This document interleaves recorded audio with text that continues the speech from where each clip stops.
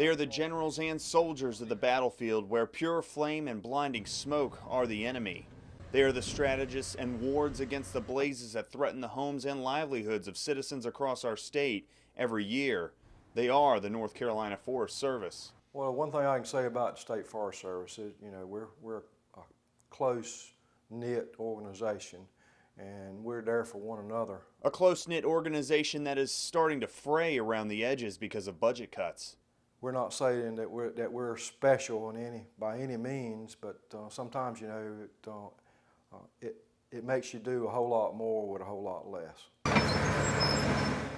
From aging equipment that's harder to find money to fix or replace, the loss of a number of positions, to flat-out manpower fatigue, District 4 Ranger Ned Berg, who serves 8 counties in the east, has seen the steady degradation. He says the acquisition and subsequent loss of a CL-215 airplane, or scooper, which drops water on the fire, was a major loss.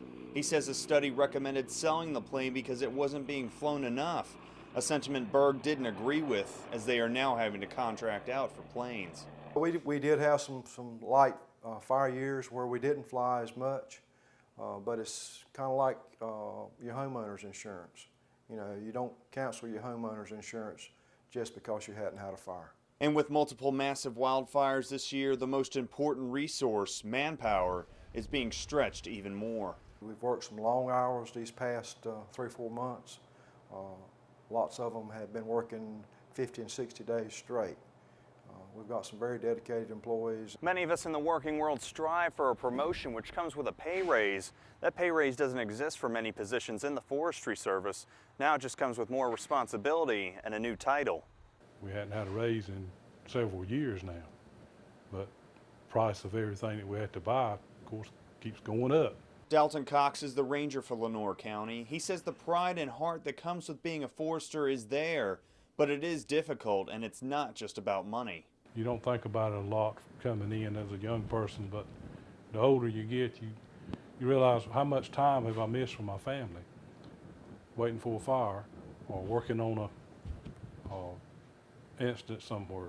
Youngsters like Laura Hendrick, she's only been with the Forest Service for 3 years and says folks are being spread thin.